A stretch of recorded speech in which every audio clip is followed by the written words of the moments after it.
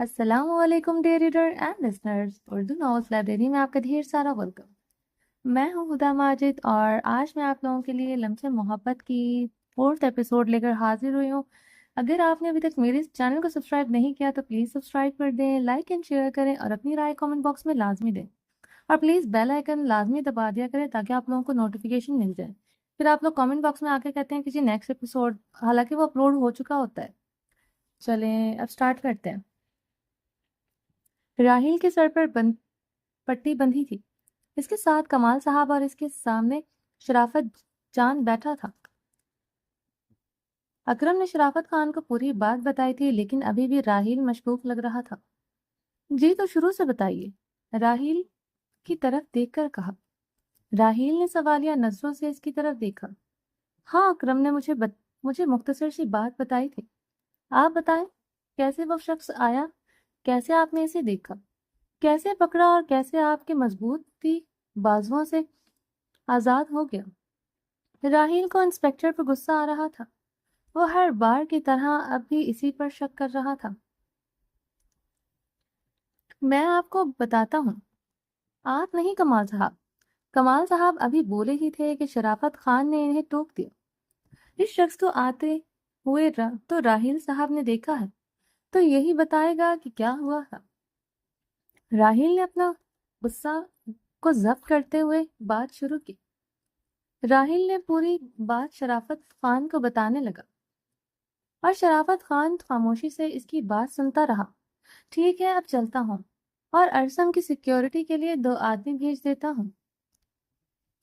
شرافت خان کو راہیل پر ابھی بھی شک تھا، کیونکہ اس کے مطابق وہ شخص راہیل کا ہی آدمی تھا، لیکن ابھی تک شرافت خان کے ہاتھ کوئی ثبوت نہیں لگ رہا تھا۔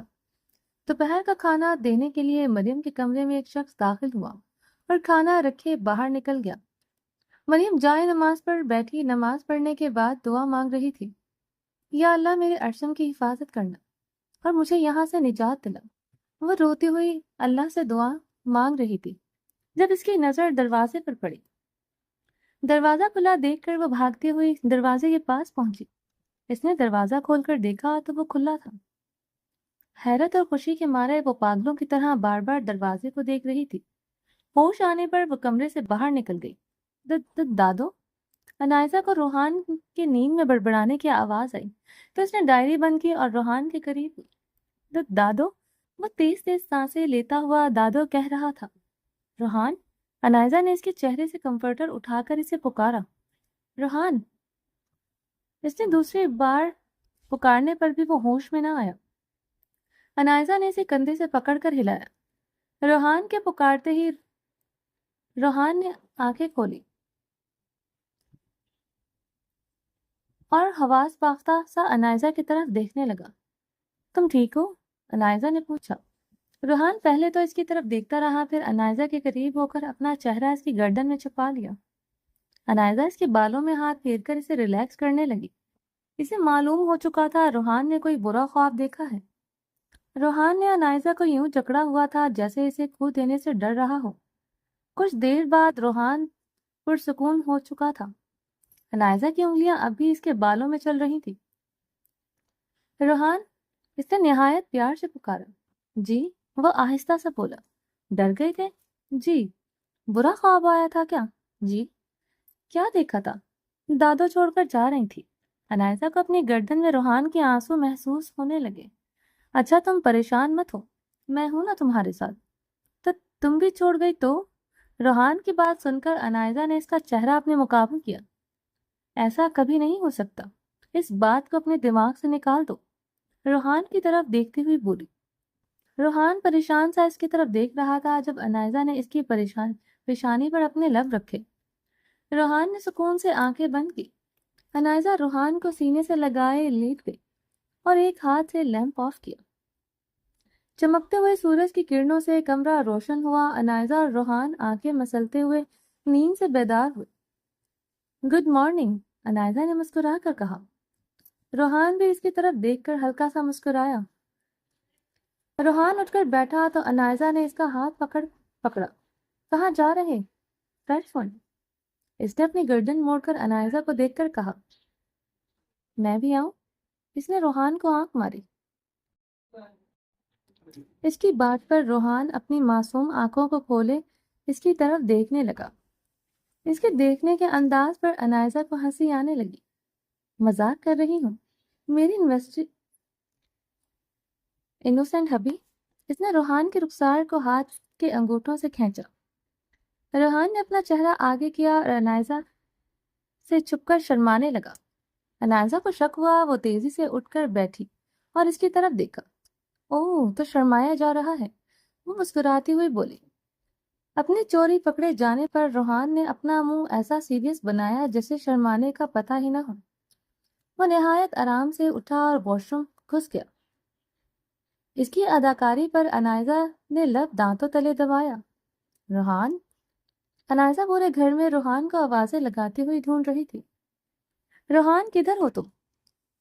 بیگم صاحبہ، روحان بابا باہر درختوں کے پاس ہے۔ اچھا، لیکن وہاں کیا کر رہا ہے وہ بھی اکیلا؟ پتہ نہیں جی، اکیلا نے جواب دیا۔ ٹھیک ہے، تم جاؤ۔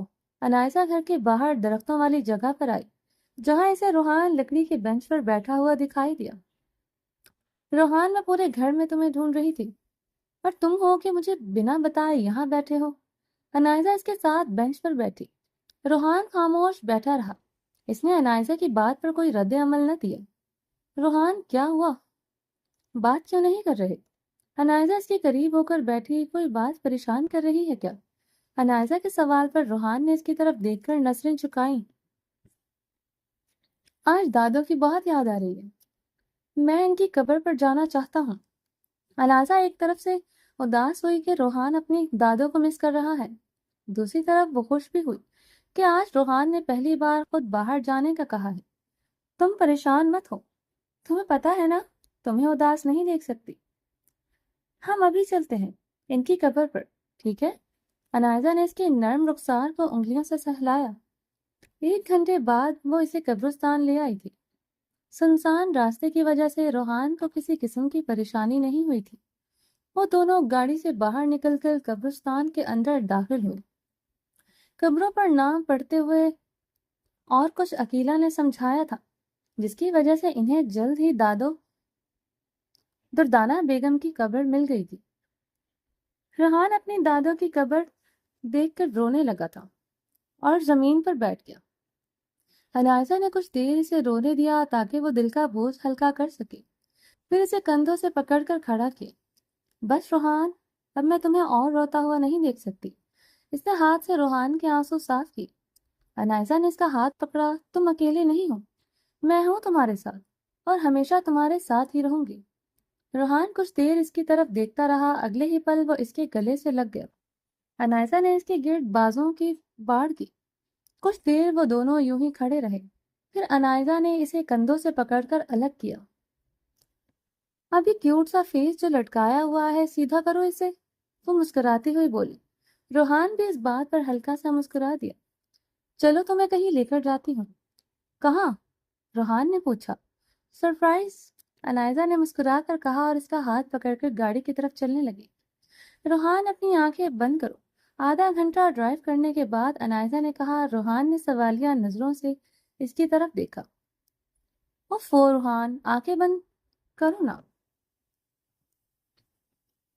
دوسری بار کہنے پر روحان نے اپنی آنکھیں بند کی۔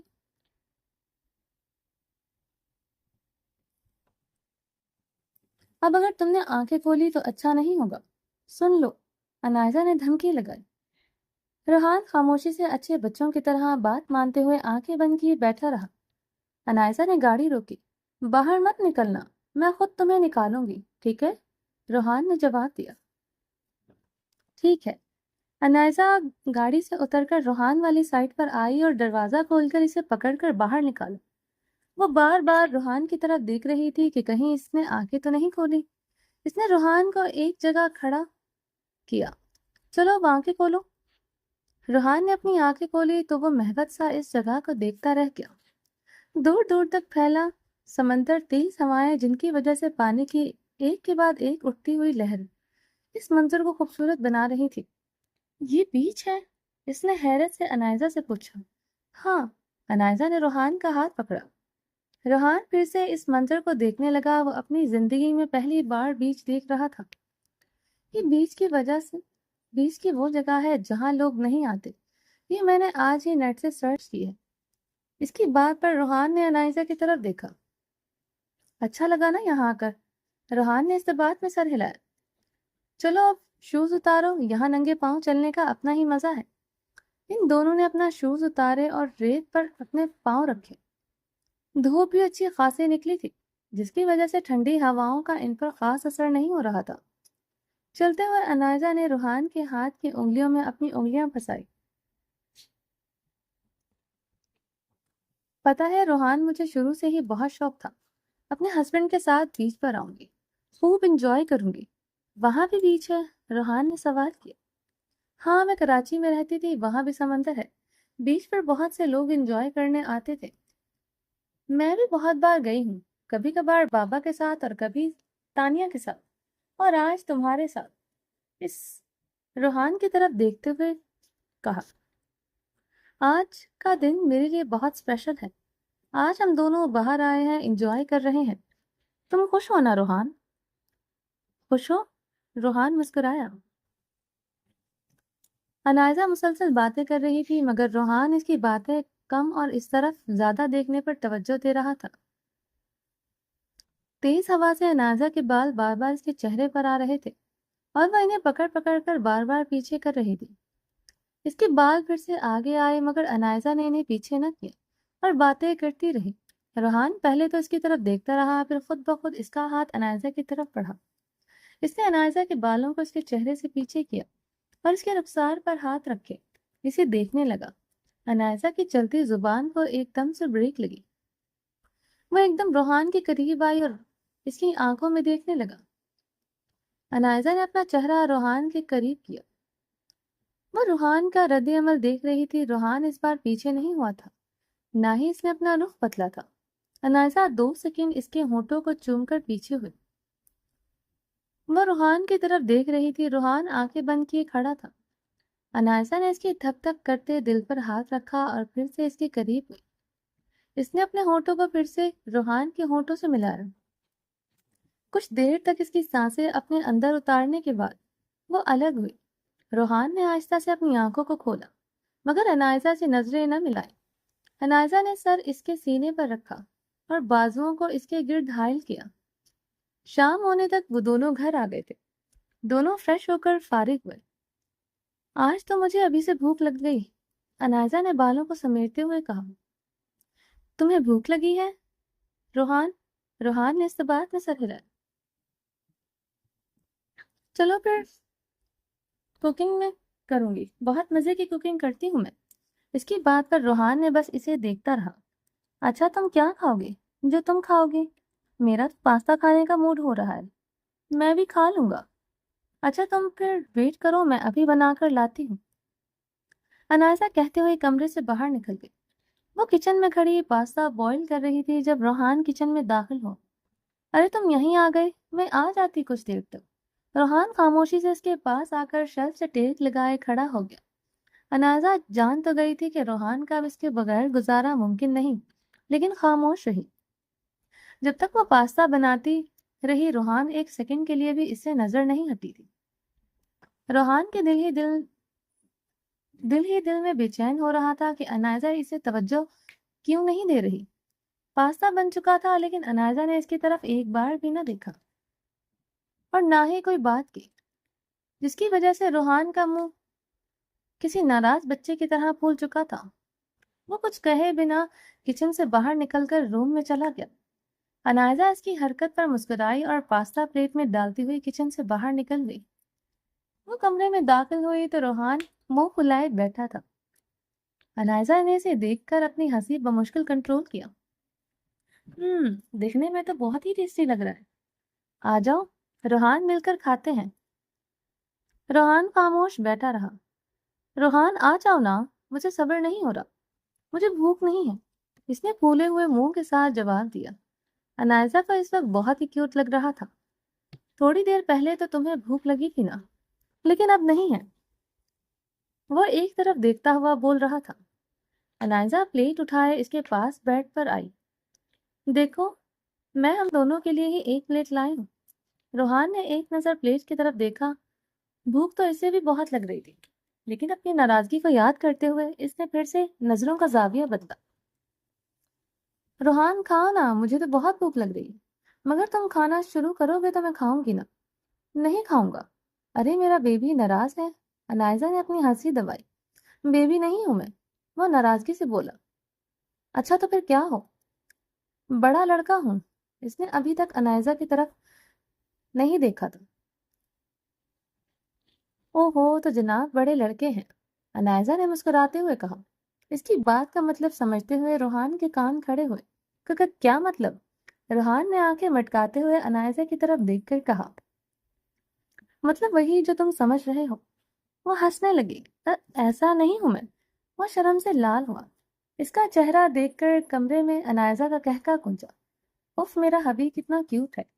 اس نے روحان کے گال کھینچے۔ اچھا اب مان جاؤ نا، آئندہ اپنے کیوٹ حبی کو اگنور کر کے تنگ نہیں کروں گی۔ روحان نے اس کی بات پر کوئی رد عمل نہ کیا۔ سوری، انائزہ نے روحان کے کان پکڑ کر کہا۔ اس کی حرکت پر روحان کلکلا کر ہنسا۔ انائزہ محوت سی اسے ہنستے ہوئے دیکھتی رہی۔ روحان نے پاسے کا سپون انائزہ کی طرف بڑھایا اور اس نے مسکراتے ہوئے سپون منہ میں لے لیا۔ کچھ دیر تک دونوں نے پلیٹ خالی کر دی۔ آج مووی دیکھو گے کیا؟ روحان نے نفی میں سر ہلایا۔ کیوں؟ تھکا ہوا ہوں، نیند آ رہی ہے، وہ معصوم سا منہ بنائے بولا۔ اچھا سو جاؤ۔ روحان اپنے بستر پر لیٹ گیا۔ انائزہ برتن کچن میں رکھ کر آئی اور اپنی جگہ آ کر بیٹھ گئی۔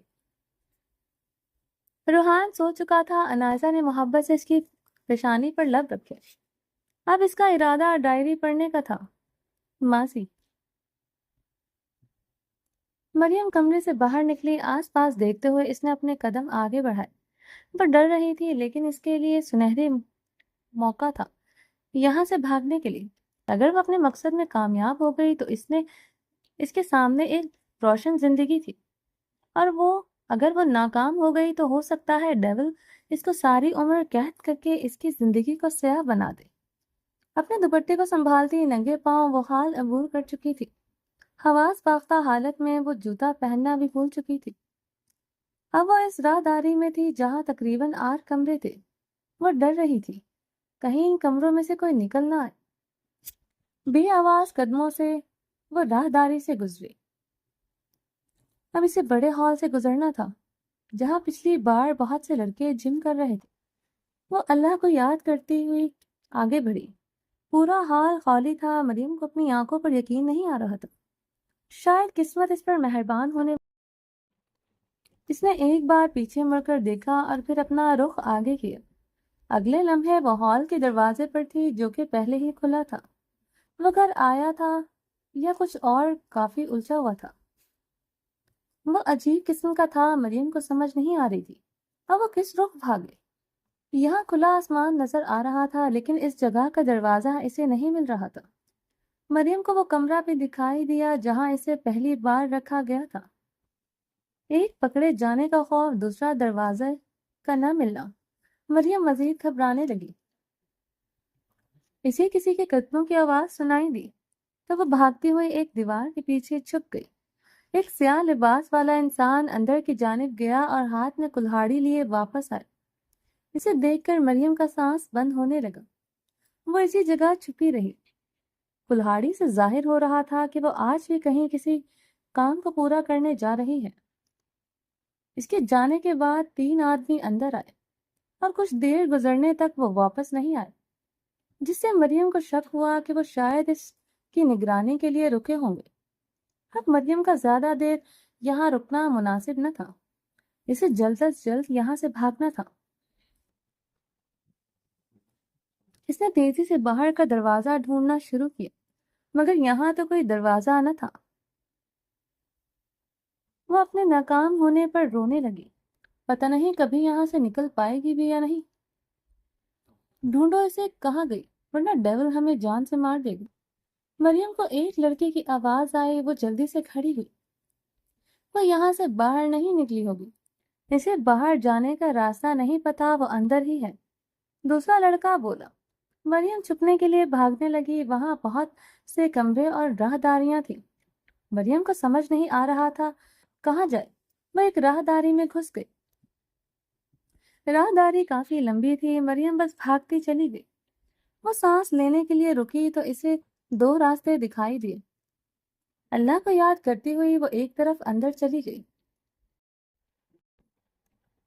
وہ راستہ بہت تنگ تھا اور نیچے کی طرف جا رہا تھا۔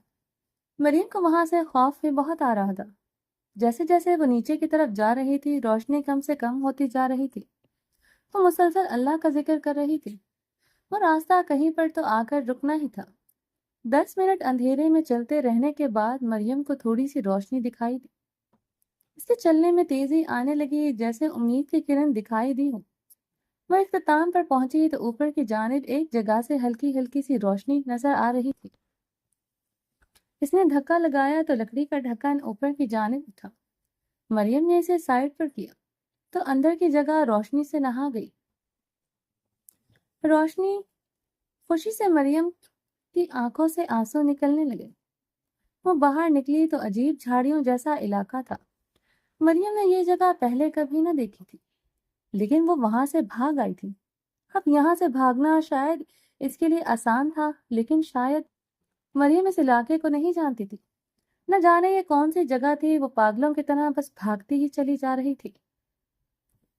نوکیلی جھاڑیوں کی وجہ سے اس کے کپڑے پھٹ کر جسم سے خون آلودہ ہو چکا تھا، لیکن اس کو پرواہ کب تھی؟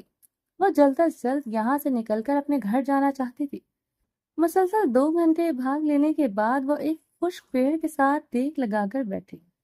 اس کا حلق خشک ہو رہا تھا، اس میں بھاگنے کی اور ہمت نہ تھی۔ لمبی لمبی جھاڑیوں کی وجہ سے مریم دیکھ بھی نہ سکتی تھی کہ یہ علاقہ کہاں تک ختم ہو رہا ہے۔ اس کو اپنے جسم سے جان جاتی ہوئی محسوس ہو رہی تھی۔ وہ تھکاوٹ سے بے حال ہو چکی تھی۔ سورج غروب ہو رہا تھا، اندھیرا چھانے لگا تھا۔ مریم نے ہمت پکڑی اور چلنے لگی۔ ننگے پاؤں کی وجہ سے اس کے پاؤں سے خون رسنے لگے۔ وہ سبز آنکھوں سے آنسو جاری تھے، اور کچھ دیر چلنے کے بعد مریم کی پریشانی میں اضافہ ہوا، کیونکہ یہ جھاڑیوں کا جنگل تو ختم ہونے کا نام ہی نہیں لے رہا تھا۔ اب یا تو وہ صحیح راستے پر تھی یا راستے سے مزید دور جا رہی تھی۔ اندھیرا ہو چکا تھا، جو مریم کے لیے پریشانی کی سب سے بڑی بات تھی۔ تنہا وہ گھبرائی ہوئی ایک جگہ ٹھہر گئی۔ اس کی دھیمی دھیمی سسکیاں رات کے سناٹے میں ہلکی ہلکی گونج رہی تھی۔ وہ نڈھال سے زمین پر بیٹھ گئی۔ اسے بیٹھے ابھی کچھ دیر ہی ہوئی تھی جب اسے دور سے روشنی دکھائی دی، جیسے ٹارچ کی روشنی ہو۔ مریم کا دل تیزی سے دھڑکنے لگا۔ اسے معلوم ہو چکا تھا کہ ڈیول کے آدمی اسے ڈھونڈ رہے ہیں، اور جس راستے سے وہ نکلی تھی جلدی وہ لکڑی کا ڈھکن دوبارہ اپنی جگہ پر رکھنا بھول گئی تھی۔ اگر اس نے یہ غلطی نہ کی ہوتی تو شاید ان لوگوں کو پتہ نہ چلتا کہ مریم جھاڑیوں کے جنگل میں ہے۔ مریم اٹھ کر بھاگنے لگی۔ اندھیرے کی وجہ سے وہ دیکھ نہ پائی تھی، اور جھاڑیاں اس کے جسم کو مسلسل چیر رہی تھی۔ اسے اب ایک نہیں کئی جگہوں سے روشنیاں آتی دکھائی دے رہی تھی۔ شاید وہ صرف 3 نہیں، پورا گینگ تھا جو مریم کو ڈھونڈنے نکل پڑا تھا۔ مریم پیچھے روشنی کی طرف دیکھتی ہوئی بھاگ رہی تھی جب وہ کسی سے ٹکرا گئی۔ رات کے سناٹے میں اس کی چیخ گونج اٹھی۔ سیاہ لباس میں ایک شخص اس کے سامنے تھا۔ اس کا رخ مریم کی طرف ہی تھا۔ پاپا پلیز مجھے جانے دو، سب میرے لیے پریشان ہوں گے۔ آپ لوگوں کو اللہ کا واسطہ ہے، مجھے جانے دو۔ وہ اس کے سامنے ہاتھ جوڑتی ہوئی گڑ گڑا رہی تھی، مگر سامنے والے پر اس کی باتوں کا اثر کہاں تھا۔ مریم کی چیخ سن کر بہت سے سیاہ لباس والے اشتہاس وہاں پہنچ چکے تھے۔ اب مریم کا یہاں سے بچ کر نکلنا ناممکن ہو چکا تھا۔ وہ زمین پر بیٹھی رو رہی تھی جب اس کے سامنے والا شخص اس کے قریب آیا۔ چلو ہمارے ساتھ، ڈیول تمہارا انتظار کر رہا ہے، وہ سرد آواز میں بولا۔ نہیں، میں واپس نہیں جاؤں گی، پلیز مجھ پر رحم کریں۔ وہ اونچی آواز میں رونے لگی۔ اگر تم آج ڈیول کے سامنے نہیں پہنچی تو وہ ہر چیز تہس نہس کر کے رکھ دے گا۔ تم نے ابھی ڈیول کا اصلی روپ نہیں دیکھا۔ مریم کے پیچھے کھڑا سیاہ لباس والا شخص غصے سے بولا۔ گھر پہنچنے پر ڈیول اسے کیا سزا دے گا یہ سوچ کر ہی مریم کی کن پٹیوں سے پسینہ بہنے لگا۔ مریم کے نہ اٹھنے پر سامنے والے لڑکے نے آگے بڑھ کر مریم کا بازو سختی سے پکڑا اور اسے کھڑا کیا۔ وہ تیز تیز قدموں سے چل رہا تھا اور مریم میں اتنی ہمت نہ تھی۔ اگلے ہی پل وہ بے ہوش ہو کر زمین پر گر چکی تھی۔ مریم کو جب ہوش آیا تو وہ بیڈ پر لیٹی ہوئی تھی۔ اس کا سر درد کی شدت سے پھٹ رہا تھا۔ ہمت کرتے ہوئے وہ اٹھ کر بیٹھی۔ بے ہوشی سے اٹھنے کی وجہ سے اسے کچھ یاد نہیں آ رہا تھا۔ جیسے جیسے اسے ہوش آتا گیا اسے سب یاد آتا گیا، اس کا یہاں سے بھاگنا اور ناکام ہو جانا۔ مریم کی اچانک نظر اپنے کپڑوں پر پڑی۔ یہ وہ کپڑے نہ تھے جو مریم نے پہن رکھے تھے۔ اس کے کپڑے کس نے چینج کیے؟ یہ سوچ کر مریم کے لیے مرنے کا مقام ہو چکا تھا۔ میری؟ مریم کو ایک طرف سے آواز آئی۔ اس نے جلدی سے اس کی طرف دیکھا تو ڈیول کرسی پر بیٹھا جھول رہا تھا۔ خوف سے مریم کا جسم کانپنے لگا۔ وہ آنکھیں کھولی ڈیول کو دیکھتی رہی۔ ڈیول کرسی سے اٹھ کر بیڈ کی طرف بڑھنے لگا۔ میری کہاں گئی تھی؟ وہ مریم کے بالکل پاس بیٹھ کر بولا۔ خوف سے مریم کی آواز اس کے حلق میں اٹک گئی۔ بولو، وہ پھر سے بولا۔ مریم خاموش بیٹھی رہی۔ وہ اسے کیا جواب دیتی؟ چاہے جو بھی کہتے، یہ بات تو ڈیول کو معلوم تھی۔ وہ یہاں سے بھاگنے کی کوشش میں نکلی تھی اور اس کی سزا آج اسے ہر حال میں ملنی تھی۔ کہیں نہیں، مریم نے کپ کپاتی آواز میں کہا۔ ڈیول کے ہونٹوں پر شیطانی مسکراہٹ رونما ہوئی۔ اس نے مریم کے جھکے چہرے کو تھوڑی سے پکڑ کر اوپر کیا۔ مجھ سے بھاگنا چاہتی ہو میری؟ مریم کے جواب میں کچھ نہ بولی۔ وہ بس خوف زدہ ہو رہی تھی۔ کیوں نہ کچھ ایسا کروں کہ تمہیں بھاگنے کی ضرورت نہ پڑے، وہ سرد آواز میں بولا۔ ماما مجھے معاف کر دی۔ آنکھوں میں آنسو لیے مریم گڑ گڑائی۔ تمہیں آج معاف کیا تو؟ اس نے مریم کے ایک رخسار سے آنسو صاف کیا۔ تم کل بھی بھاگنے کی کوشش کرو گی؟ اب اس کے دوسرے رخسار سے آنسو صاف کیا۔ تو آپ مجھے سزا دیں گے؟ بالکل، ڈیول نے اس کی آنکھوں میں دیکھا۔ آج تمہاری وجہ سے ہمارا مشن کینسل ہو جانا تھا۔ اب میں تمہیں کسی اور کے بھروسے اکیلا نہیں چھوڑ سکتا، اس لیے سب کو وہاں بھیج کر خود تمہارے پاس، اپنی میری کے پاس۔ مریم خوف زدہ آنکھوں سے اسے دیکھ رہی تھی۔ میں نکاح کا انتظار نہیں کر سکتا۔ آج نہیں کل نکاح تو ہو ہی جائے گا۔ ابھی مجھے بس تمہیں اپنا بنانا ہے تاکہ یہاں سے جانے کی تمہاری تمام امیدیں ختم ہو جائیں۔ ایسا مت کریں پلیز۔ اس کی بات سے مریم مزید رونے لگی۔ تمہارا خوبصورت جسم تو میں دیکھ ہی چکا ہوں۔ تمہارے ہر زخم پر اپنے ہاتھوں سے مرہم بھی لگائی ہے۔ اس کی بات پر مریم نے اذیت سے آنکھیں بند کی۔ میرا خیال ہے اب تمہیں کوئی اعتراض نہیں ہونا چاہیے۔ اس نے مریم کے سنہری بالوں کو گردن سے پیچھے کیا۔ اپنی بے بسی پر مریم کا دل چاہ رہا تھا چیخ چیخ کر روئے۔ نہ جانے اسے کس گناہ کی سزا مل رہی تھی۔ ڈیول نے اپنے ہونٹ مریم کی گردن پر رکھے۔ مریم کو اس کے ہونٹ نہیں، گرم لوہا محسوس ہو رہا تھا۔ اس کے جسم کو پگھلا کر گردن کا سفر طے کر کے ڈیول اس کی تھوڑی کو چومتا ہوا اس کے ہونٹوں تک پہنچا۔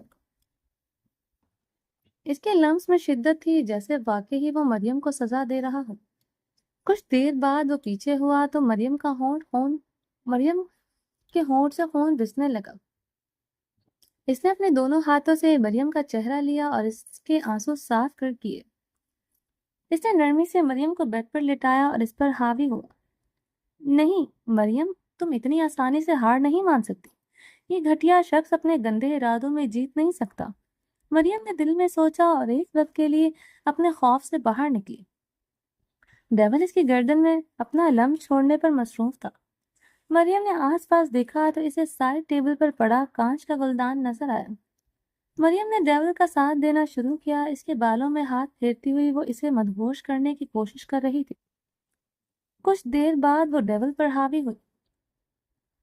اس کے ہونٹ چومتے ہوئے مریم نے ایک ہاتھ میں گلدان اٹھایا۔ ڈیول کی آنکھیں بند تھیں، وہ اس کے لمس میں مدہوش ہو چکا تھا۔ مریم نے ایک سیکنڈ نہ ضائع کرتے ہوئے اپنی پوری قوت سے اس کے سر پر گلدان مار دیا۔ ڈیول نے اس خلاف توقع عمل پر اپنی آنکھیں پھاڑی۔ ایک چیخ کے ساتھ مریم نیچے اتری۔ وہ بے ہوش نہیں ہوا تھا، مریم کو اب اپنی جان کی فکر ہونے لگی تھی۔ ڈیول نے اپنے پاؤں فرش پر رکھے اور کھڑا ہو کر مریم کی طرف دیکھنے لگا۔ مریم مسلسل چلا رہی تھی۔ ڈیول کے سر سے رشتہ خون اس کے چہرے تک آ چکا تھا، جس کی وجہ سے وہ مزید خوفناک سا دکھائی دے رہا تھا۔ وہ مریم کے پاس آیا اور اسے بالوں سے جکڑا۔ مریم نے اس کی طرف دیکھا تو اس کی ایک گال پر شیشے کا گہرا کٹ لگ چکا تھا۔ چھوڑو مجھے، وہ روتے ہوئے چلائی۔ اگلے ہی پل ڈیول بے ہوش ہو کر زمین بوس ہو گیا۔ مریم سکتے میں کھڑی اسے دیکھ رہی تھی۔ مریم کو معلوم تھا یہاں کوئی نہیں ہے، سب کسی مشن پر نکلے ہیں۔ وہ دروازے کی طرف بھاگی۔ باہر نکل کر اس نے دروازے کو باہر سے لاک کیا تاکہ اگر ڈیول کو ہوش آ بھی جائے تو اس کے پیچھے نہ آئے۔ قسمت نے اسے دوسرا موقع دیا تھا، اب کی بار اسے تسلی سے کام لینا تھا۔ وہ دھیان سے ہر دیوار چیک کر رہی تھی کہ کہیں تو اسے دروازہ دکھے گا اور وہ یہاں سے باہر نکل سکے گی۔ دیواریں عجیب پتھر نما تھی۔ مریم کو دروازہ نہیں مل رہا تھا۔ وہ سبھی دیواروں پر ہاتھ سے دھکیل رہی تھی کہ ایک دیوار کی اینٹ مریم کے دھکیلنے کی وجہ سے اندر کو دھس گئی اور دیوار گھوم گئی۔ باہر جانے کا راستہ کھل چکا تھا۔ مریم کو یقین نہیں آ رہا تھا کہ اس نے یہ کر دکھایا۔ وہ باہر کو بھاگی اور باہر کی دیوار کو بھی دھکیلنے لگی تاکہ کسی کو پتہ نہ چل سکے۔ وہ دروازے سے باہر گئی۔ دروازہ بند ہوا اور مریم بھاگنے لگی۔ یہ سوکھے ہوئے درختوں کا جنگل تھا جہاں سے دور تک دیکھنا آسان تھا۔ اب بس مریم کو سڑک کی تلاش تھی، وہ اپنی منزل سے دور نہ تھی۔ پرندوں کی چہچہاہٹ سے انائسہ کی آنکھ کھلی تو اس کی نظر پاس سوئے ہوئے روحان پر پڑی۔ اس نے روحان کے بالوں میں انگلیاں پھیری تو روحان کی سبز آنکھوں کے دروازے کھلے۔ گڈ مارننگ، انائسہ نے مسکراتے ہوئے کہا۔ روحان کی نظر بیڈ پر پڑی ڈائری کی طرف گئی۔ یہ کیا ہے؟ اس نے بے ساختہ پوچھا۔ کیا؟ انائسہ نے اپنے پاس بیڈ پر دیکھا۔ وہ رات ڈائری پڑھتے پڑھتے سو گئی تھی، جس کی وجہ سے وہ ڈائری چھپا نہ سکی۔ یہ کچھ نہیں، بس سٹوریز کی بک ہے۔ اس نے جلدی سے ڈائری اٹھ کر دراز میں رکھی۔ روحان کو تھوڑا عجیب لگا کیونکہ اسے وہ بک کافی خستہ حال اور پرانی لگ رہی تھی۔ تو ایسی بک کا انائسہ کے پاس کیا کر رہی ہے؟ مگر وہ خاموش رہا۔ اٹھو، فریش ہو جاؤ، انائسہ نے اسے کہا۔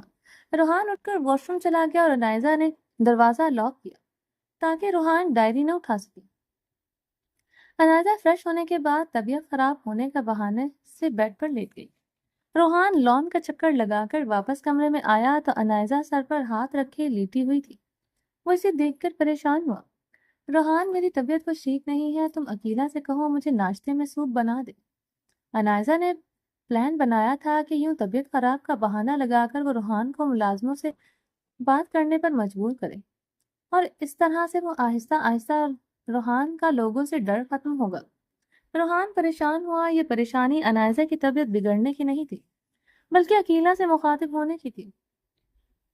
روحان، تم پریشان مت ہو، میں جلدی ٹھیک ہو جاؤں گی، انائسہ نے جان بوجھ کر کہا تاکہ روحان کو لگے انائسہ کو اس کے ڈرنے کی وجہ نہیں معلوم، لیکن ابھی تو ٹھیک تھی۔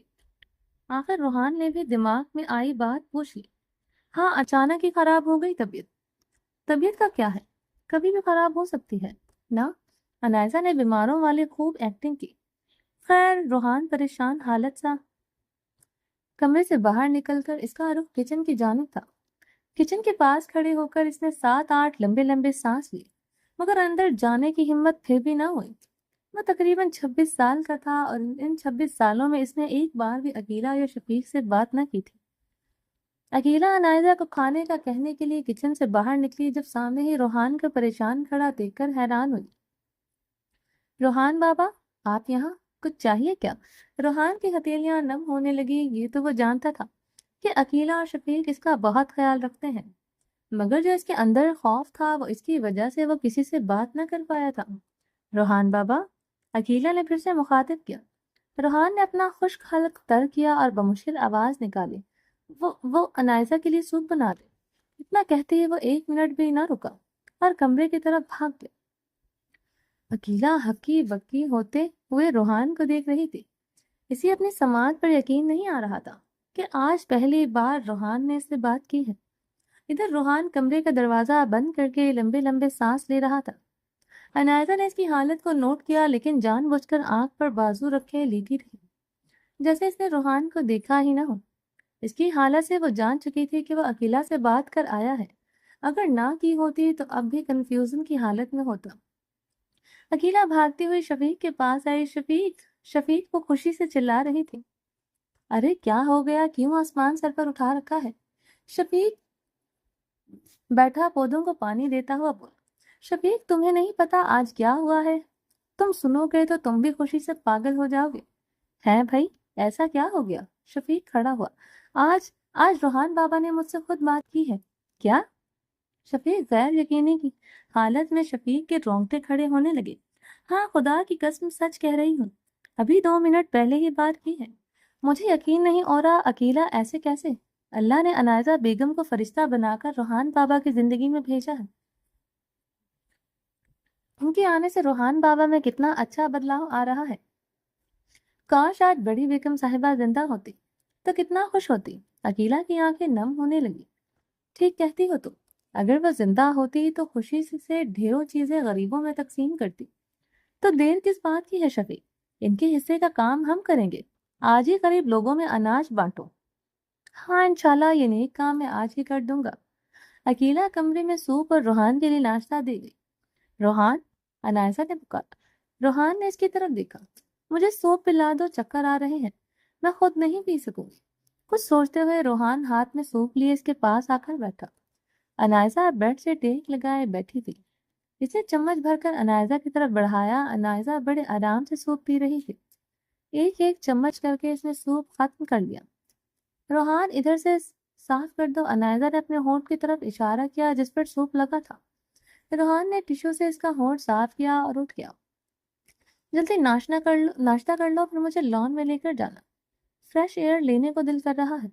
روحان ناشتہ کرنے کے لیے صوفے پر آ کر بیٹھا اور ایک نظر گلاس وال سے باہر کے منظر پر ڈالی، جہاں شفیق پودوں کا کام کرنے میں مصروف تھا۔ روحان معصوم آنکھوں کو موٹا کیا اور واپس عنایتا کی طرف دیکھا۔ عنایتا نے جلدی سے اپنا رخ سیدھا کیا۔ وہ روحان کے کمرے سے جانے کے بعد ہی شفیق کو لان میں کام کرتا دیکھ چکی تھی۔ اب اس کے پلان کے مطابق روحان کو شفیق سے مخاطب کرنا تھا۔ روحان عنایتا کا ہاتھ پکڑے اسے لان میں لے کر آیا۔ آج موسم کافی خوشگوار تھا۔ دھوپ کے ساتھ ساتھ ہوائیں دل کو بھا رہی تھیں۔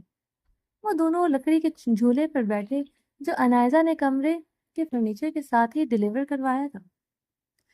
کتنا اچھا موسم ہے روحان، عنایتا نے آنکھیں بند کر کے لمبا سانس لیا۔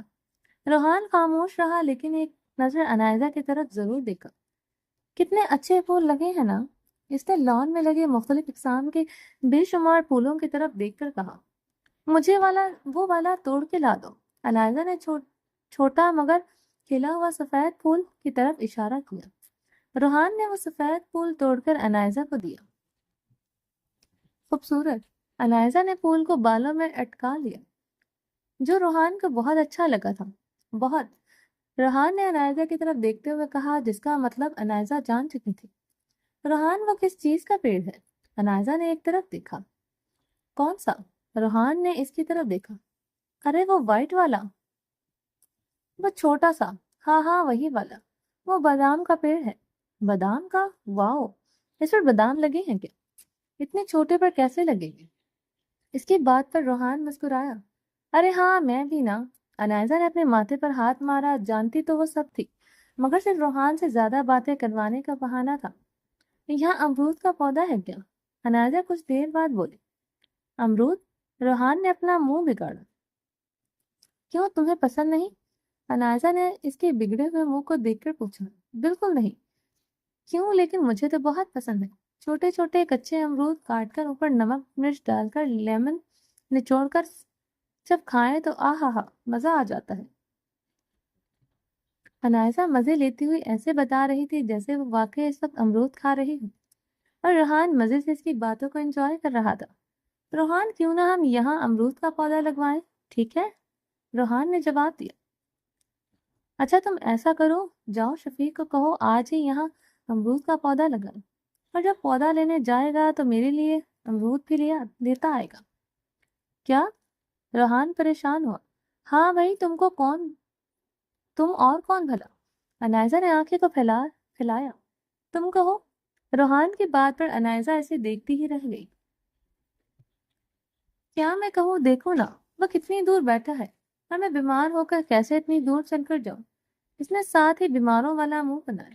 انائزہ کے منہ سے بیمار کے لفظ سن کر روحان ایک پل کے لیے اسے دیکھتا ہی رہ گیا، لیکن ابھی تو اتنی باتیں کر رہی تھی، آخر وہ بھی بول پڑا۔ انائزہ باتوں میں بھول ہی گئی تھی کہ وہ بیمار ہونے کا ڈرامہ کر رہی تھی۔ اب اسے سمجھ نہیں آ رہا تھا کیا جواب دے۔ ہاں نا، باہر کا موسم اتنا اچھا ہے، میں تو بھول ہی گئی تھی کہ میں بیمار ہوں۔ اب ٹھیک ہے، اگر میں باتیں کر رہی تھی اس کا مطلب یہ تو نہیں کہ میں بیمار نہیں ہوں۔ دیکھو، کمر میں درد ہو رہا ہے۔ اس نے ساتھ اپنی کمر کو پکڑا۔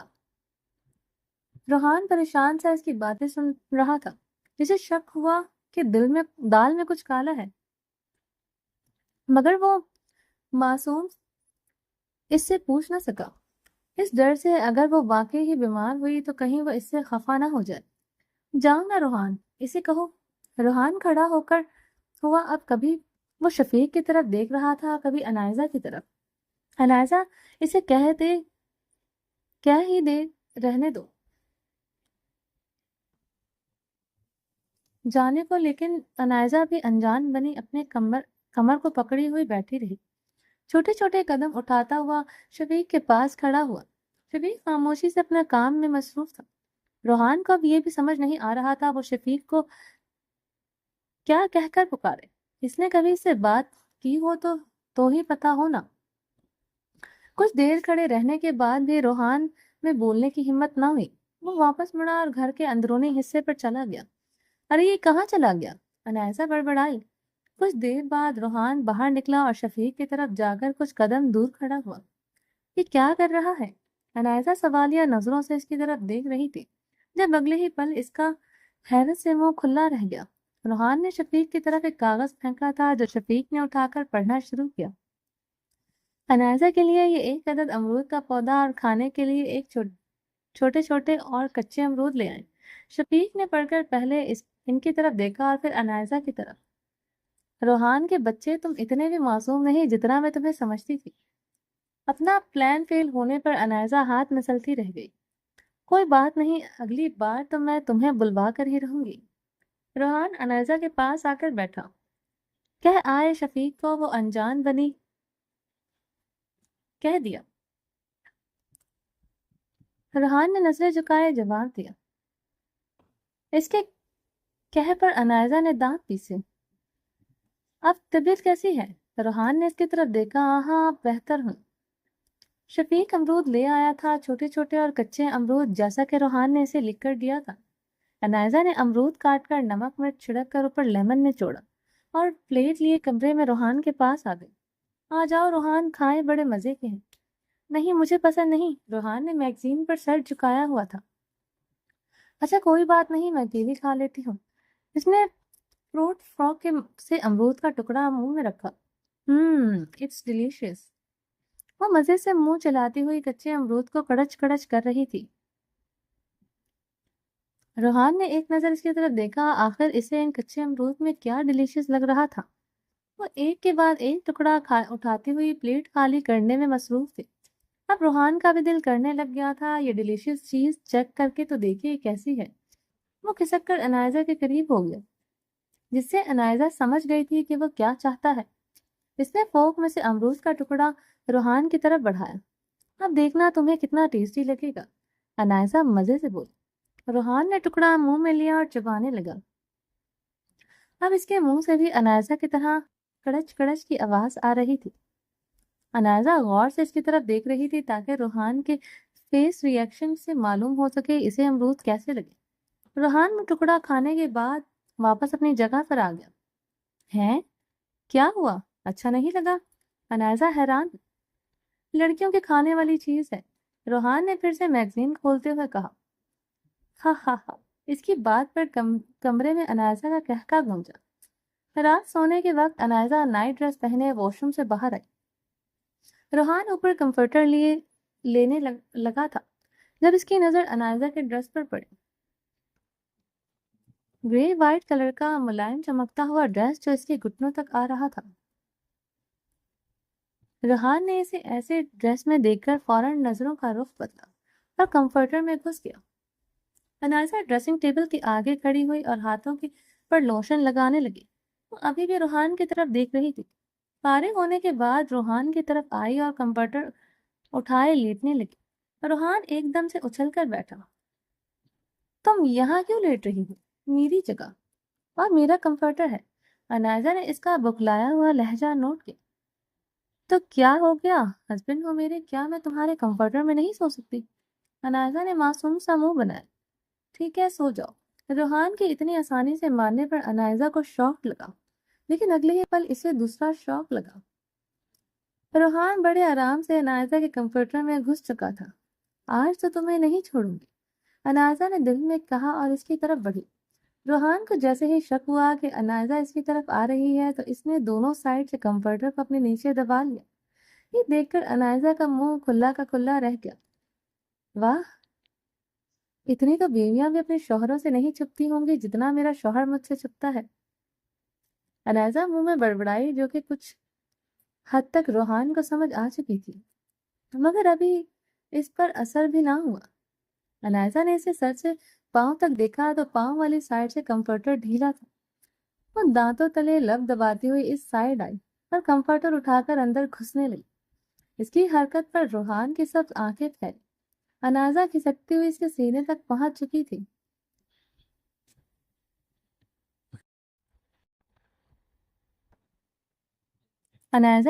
ہوئی اس کے سینے تک پہنچ چکی تھی۔ اب اس کا چہرہ روحان کے چہرے کے مقابل تھا۔ فقط کیا ہے؟ روحان ہمت کر کے بولا، تم سے پیار۔ انائزہ بھی بے شرموں کی سردار بنی۔ اس کی بات پر روحان نے آنکھیں مزید موٹی کی۔ سونا ہے مجھے تو سو جاؤ، میں نے کب کہا مت سو؟ تم پیچھے ہٹو۔ کیوں؟ تو پھر میں سوؤں گا کیسے؟ کہ جیسے سوتے ہیں ویسے ہی، انائزہ وہ تنگ آ کر بولا۔ ہائے بولو انائزہ کی جان، اس نے روحان کو آنکھ مار کر کہا۔ روحان کا چہرہ سرخ ہونے لگا، جو دیکھ کر انائزہ بہت انجوائے کر رہی تھی۔ پلیز سونے دو۔ ٹھیک ہے، ایک شرط پر۔ وہ کیا؟ روحان نے اس کی طرف دیکھا۔ پہلے میرے ساتھ ڈانس کرو۔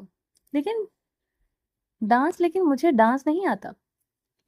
کوئی بات نہیں، میں سکھا دوں گی۔ اس نے کمفرٹر اتارا اور بیڈ سے اتری۔ روحان منہ بناتا ہوا کھڑا ہوا۔ انائزہ نے موبائل پر انگلش سانگ لگایا اور روحان کا ہاتھ پکڑے کھلی جگہ پر آئی۔ روحان کا ایک ہاتھ اپنی کمر پر رکھا اور دوسرے میں اپنا ہاتھ دیا۔ اس کے کندھے پر ہاتھ رکھ کر اس نے ڈانس شروع کیا۔ روحان بھی اسے دیکھتا ہوا جیسے تیسے کر رہا تھا۔ میری آنکھوں میں دیکھو۔ روحان نیچے پاؤں کی طرف دیکھ رہا تھا۔ جب انائزہ نے کہا، اس نے اپنی نظروں کا رخ انائزہ کی طرف کیا۔ کچھ دیر تک وہ یوں ہی ایک دوسرے کی طرف دیکھتے ہوئے ڈانس کرتے رہے۔ انائزہ نے محسوس کیا کہ روحان نے بے خودی میں اس کی کمر کو دبایا ہے۔ انائزہ کا ہاتھ اس کے کندھے سے گردن تک آ چکا تھا۔ وہ اس کے مزید قریب ہو گئی۔ اگلے پل وہ اس کے سینے سے لگی اور اپنی گرفت کو سخت کیا۔ جذبات روحان پر بھی حاوی ہوئے تھے۔ اس نے انائزہ کی کمر میں بازو ڈال کر اسے دبا لیا۔ روحان نے پہلی بار رد عمل دیا تھا۔ انائزہ کا دل دھڑکنے لگا۔ اس نے روحان کی گردن پر ہونٹ رکھے۔ سانگ ختم ہونے پر روحان ہوش میں آیا۔ ہو گیا ڈانس؟ اس نے انائزہ کو خود سے الرٹ کیا۔ انائزہ کو اس کی یہ حرکت بالکل بھی اچھی نہیں لگی۔ سو جاؤ، وہ اپنی جگہ پر آ کر بیٹھ گئی۔ روحان خاموشی سے اپنی جگہ پر آ کر لیٹ گیا۔ یہ عجب جذبات وہ سمجھ نہیں پا رہا تھا۔ کمرے کی لائٹ آف کر دی گئی تھی۔ کچھ دیر تک روحان سو چکا تھا اور انائزہ کروٹیں بدل رہی تھی۔ ایک تو روحان اس کا موڈ خراب کیے خود سکون کی نیند سو رہا تھا۔ انائزہ کو اس پر شدید غصہ آ رہا تھا۔ آدھا گھنٹہ کروٹیں بدلنے کے بعد انائزہ چپکے سے اٹھی اور لیمپ آن کیا۔ دراز کھول کر ڈائری نکالی اور پڑھنا شروع کیا۔ ماضی تقریباً فجر کا وقت تھا جب مریم سوکھے جنگل میں مسلسل بھاگ رہی تھی۔ اندھیرے میں ہلکی سی روشنی شامل تھی۔ مریم راستہ دیکھ سکتی تھی۔ وہ ایک جگہ سانس لینے کے لیے رکی جب اس کو بہت سی آہٹیں سنائی دی۔ وہ جلدی سے ایک درخت کے پیچھے چھپ گئی۔ اس نے دیکھا کہ سیاہ لباس والے 5-6 شخص ہاتھوں میں کلہاڑیاں لٹکائے چل رہے تھے۔ مریم کو یہ پہچاننے میں دیر نہ ہوئی کہ وہ ڈیول کے آدمی ہے۔ لیکن اگلا منظر دیکھ کر اس کے پاؤں تلے سے زمین کھسک گئی۔ ان کے پیچھے آنے والے انہی کے جیسے تقریباً 10 سیاہ لباس والے شخص تھے۔ ہر ایک شخص کے کندھے پر ایک جوان لڑکی تھی جنہیں شاید انہوں نے بے ہوش کر رکھا تھا۔ مریم کو یاد آیا کہ ڈیول کسی مشن کی بات کر رہا تھا۔ اس نے اپنے منہ پر چیخ نکلنے کے ڈر سے سختی سے ہاتھ رکھا۔ وہ خوف سے کانپ رہی تھی۔ ان سب کے گزرنے کے بعد مریم درخت کی آڑ سے باہر آئی۔ اب اسے صحیح راستہ بھی معلوم ہو چکا تھا، کیونکہ جہاں سے وہ سب آ رہے تھے یقیناً وہی راستہ سڑک تک جاتا تھا۔ مریم نے بھاگنا شروع کیا۔ وہ پیچھے مڑ کر بھی نہ دیکھا۔ دن کی روشنی بڑھتی جا رہی تھی، جس کی وجہ سے اسے راستہ دیکھنے میں کافی آسانی ہو رہی تھی۔ کچھ دیر تک اس کے سامنے سڑک تھی۔ خوشی سے مریم کی آنکھوں میں آنسو آنے لگے۔ وہ سڑک کی طرف بھاگی۔ اس کا سر کا زخم بالکل ٹھیک ہو چکا ہے۔ آج میں انہیں ڈسچارج کر رہا ہوں۔ آپ انہیں گھر لے جا سکتے ہیں۔ ڈاکٹر نے کمال صاحب سے کہا، مگر ڈاکٹر میرا بیٹا کب تک ہوش میں آ جائے گا؟ کمال صاحب کو ارسم کے کوما میں ہونے کی وجہ سے شدید پریشانی تھی۔ دیکھیں، ہم اس بارے میں کچھ نہیں کہہ سکتے۔ ہو سکتا ہے یہ کچھ ہی دن میں کوما سے نکل آئے، اور ہو سکتا ہے کہ ساری عمر ہی نہ نکل پائے۔ بس آپ دعا کرتے رہیے، باقی جو اللہ کو منظور۔ ڈاکٹر اپنی بات کر کے جا چکا تھا، لیکن کمال صاحب کو پریشان کر گیا۔ آپ ہی کہاں چلی گیا؟ میں کتنا یاد کرتی ہوں آپ کو۔ شہزادی مریم کی تصویر دیکھ کر رو رہی تھی۔ یا اللہ، میری آپ ہی کی حفاظت کرنا۔ اس نے مریم کی تصویر کو سینے سے لگایا۔ دروازہ کھٹکنے کی زوردار آواز نے شہزادی کی توجہ لی۔ اتنی صبح صبح کون آ گیا؟ وہ آنکھیں صاف کرتی ہوئی کمرے سے باہر نکلی۔ اس نے جیسے ہی دروازہ کھولا، سامنے والے شخص کو دیکھ کر اس کا جسم ساکت ہوا۔ وہ بے یقینی کی حالت میں اسے دیکھتی رہ گئی۔ شہزادی، مریم نے روتے ہوئے اسے پکارا۔ آپ ہی ہوش پہ؟ ہوش آنے پر شہزادی بھاگ کر اس کے گلے لگی۔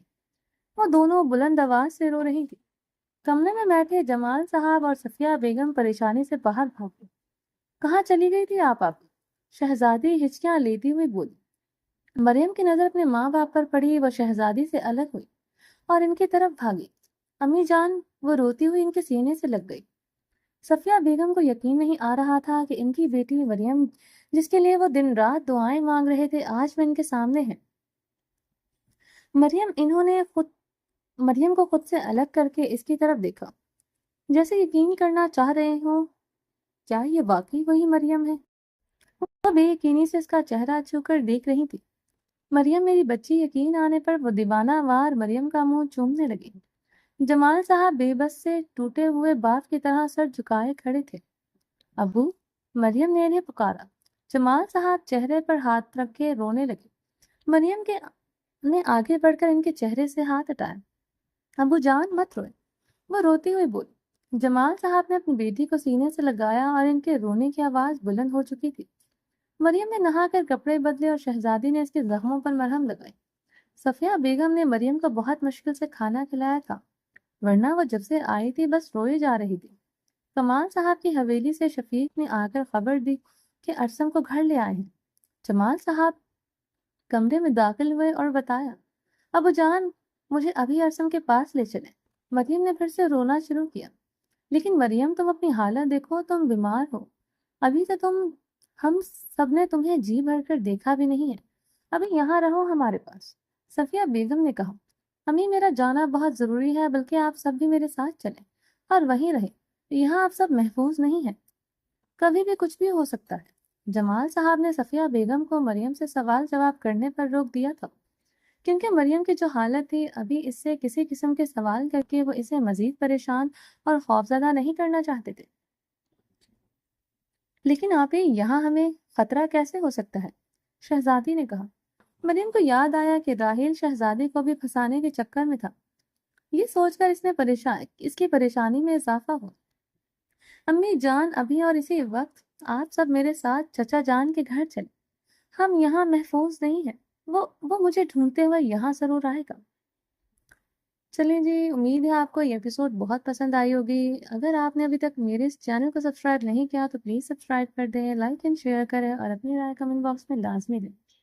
چلیں جی، اپنا ڈھیر سارا خیال رکھیے گا۔ اللہ حافظ۔